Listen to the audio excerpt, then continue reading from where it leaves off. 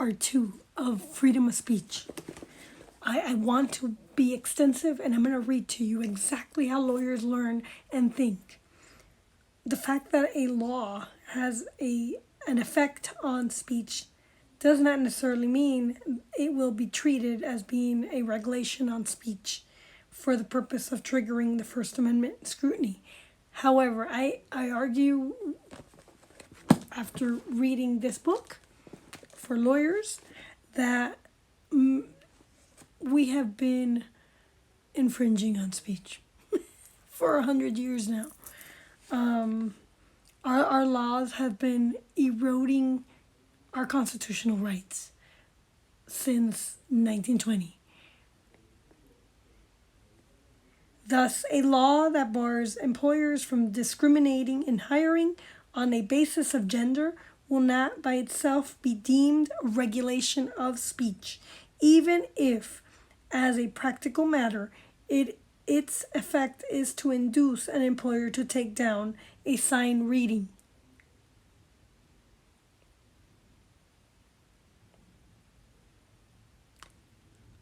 I argue that employers have a limited ability in speech. Each of us owns the copyright to our thoughts, and no employer has a right to violate your right to your thoughts and opinions.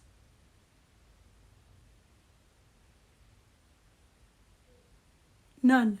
That said, no corporation has a right to infringe or abridge your thoughts, ideas, opinions, and beliefs. If you want to wear a cross to work, you could wear a cross to work, because that is your value system. That is who you are. You cannot divorce yourself from your values, what you were raised with.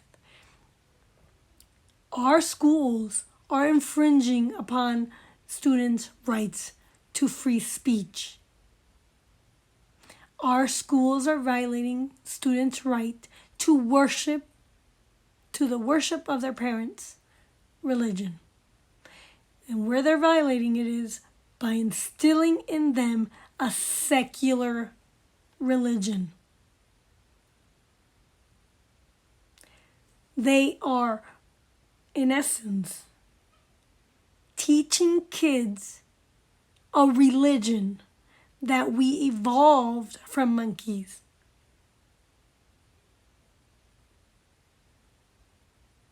They tried to smear me. The media. I baited the media a while back because I wanted to debate. My opponent suppressed our debate. She never once debated. And this is why I am contesting also my race. I question whether she validly won her race. Many people in my district are pro-life, that are Democrats. We have Democrats who are pro-life, and they asked me to be for life. It was uncomfortable to talk about abortion because people do not understand what abortion is. And they are wrongly thinking that abortion is a right to choose for yourself what to do with your body. But when you are pregnant, your body is holding another life, another human being.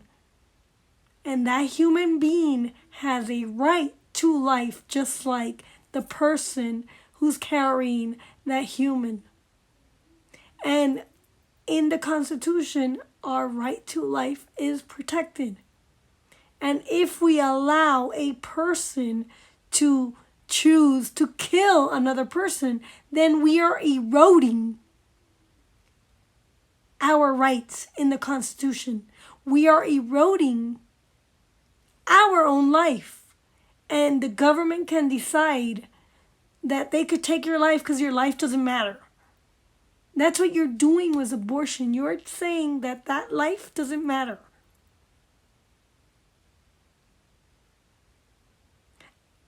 We as humans never, until we die, we're always growing and developing. It is no different inside. The life that's inside of you is growing and developing. And once it is fully baked, it can come out of your womb and continue fully growing and developing into a thoughtful thinker. So free speech goes with the ability to debate, and candidates' rights have been violated for 4 years. And the Democrats, they are run by the NEA. The NEA is an umbrella. And there are different divisions and groups that fall underneath their umbrella. And so a lot of candidates, they get endorsements from groups that are an extension of the NEA. And it's like money laundering. There is so much money laundering in elections. It is incredible. Our founding fathers, if they were alive today, they wouldn't have fathomed the kind of money that goes into elections. A candidate is not supposed to spend their life savings, $100,000, $1 million to run for office. They're not supposed to be getting money from corporations and groups to run for office. They're supposed to be influencing each person in their district to vote for them directly. And the money is supposed to go to influence those voters themselves that they are the right candidate to hear each person in their district and to respect and defend and protect each person in their district's rights and make laws that make each person good. So, the fact that thus only men need apply so let's say there's a company is saying only men need apply. A municipal ordinance requiring delis to offer sandwiches for $10 does not constitute a regulation on speech. That's what it's saying.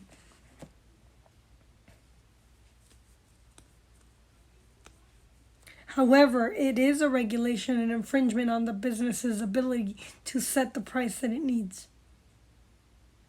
So in another area, the government cannot infringe with a business's ability to set the right price for the consumer. The consumer is the one that sets the price.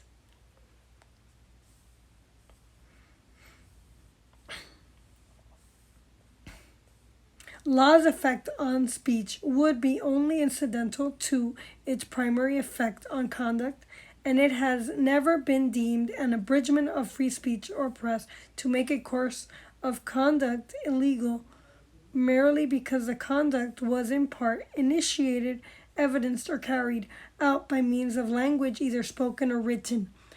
For me to use, so I baited the media. And as a Hispanic, I thought, you know what's going to get the media to cover me and to be unbiased and to spark debate. And so I was diagnosed with ADD and dyslexia when I was growing up. Dyslexia is almost everybody today has a form of dyslexia. They have a disability with reading. That is what the definition is today. It boils down to. And so I care a lot about education. And reading is one of my biggest pet peeves. And I feel that our kids aren't being taught to read well. And we have a nation of illiterate kids who can't function literately and read well enough to save their own butt. So I decided to bait the media, and I responded to my opponent, Meg Froehlich's tweet, and I said, do you think that you could misread? And I don't remember exactly how I said it. I think I convoluted it, but the intent behind what I said was, do you think that you can misread the word champ for chimp? And so I said it must be my dyslexia. And I purposely did it so that we can spark debate on a wide range of different issues. Well, I was hoping that the media would actually have me on their platform and we can have a debate, me and Meg and I, properly and discuss education and reading, and also discuss endorsements and elder election things that were going on. So she was endorsed by the AFT. And currently the AFT they're an arm of the NEA.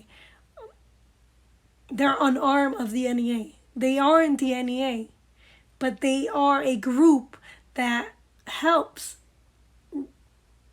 promotes the same agenda of the NEA and the CFR. And so I wanted to discuss her endorsements and how her endorsements compromise her ability to hear each person in her district. That was the intent behind the tweet. And I was strictly responding to her. There was no... I absolutely did not call anybody a chimp. The word was used for the purpose of debating reading and dyslexia and endorsements and the NEA and how they are behind our illiteracy. Americans today, 70% of Americans or more barely read above average. Barely. When I was graduating, we had, I think it was like 50% of Americans read proficiently. Today, it's like it's doubled almost. It could be 100%, but we don't know. So I'm just gonna stay with 70-80%. But a lot of people cannot read and discern for themselves what they read because they haven't been taught. And that's debatable. And I wanted to debate it. And so I was called out for calling my own kind a chimp. I was told that I said so-and-so was this, and that was not even the case. I used a word, and it's in the effort of free speech and expression. It's an expression of something else. So they kind of linked it. The media manipulated the tweet and the intent behind the tweet to serve Meg Froehlich's purpose and call a Hispanic person like me a racist, which is not true. I would love to sue, but because in that time I was a candidate, I was considered a politician, and I guess I was told that I can't sue because I'm in the public. I purposely put myself in the public eye. I'm like, whatever. So whatever, for whatever that's worth. That's what I was told. And so I have to, because I was in the public eye, I had one extra leg of elements to satisfy, which is it needs to be malicious, which in all due respect, I think it wasn't malicious to call me a racist. I think it was a malicious intent of Meg Froehlich and the media to call me a racist when they don't even know me. And I've never treated anyone below me, because the definition of racism means that you treat others with disrespect, or you treat them like they're less superior, like you're more superior to them and they're more inferior. That is the definition of racism per Webster. And the left wants to call you out as bigot or racist whenever you don't agree with their agenda. I'm not a bigot either. I accept all. I accept other people for who they are and what they believe. And unless they are sinning or committing a crime, it's like, whatever. I don't care. Just stay away from me. You are a sinful person, and I don't want to associate with sinful people. I'm sorry, but that's just the way it is. So in our country, we used to be able to shame and call people out for their sins. Today we cannot. But bigotry has to do with free speech as well. And it has to do with tolerating other people's views, opinions, and beliefs. That's what the definition of bigotry is. If you are intolerant to another person's views, if you are intolerant to another person's beliefs, if you are intolerant to another person's value system, then you're a bigot. You're not a bigot just because you call out a sin or just because you differ in opinion. You're a bigot if you don't allow the other person to express himself. Free speech. It has to do with speech and being able to speak your truth, which is not your truth per se, but God's truth. So today we have subjective truths, and that is not a truth. That is just you believe this way, and wrongly you believe this way, but I'm going to tell you that I believe this way, and you're wrong. And that's not being bigoted. That is being free speech.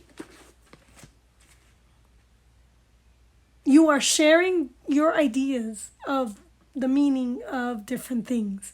You are sharing your ideas of values. You're sharing, and whether you win or not, it depends on the evidence, and it depends on the analytical process and being able to back up what you're saying.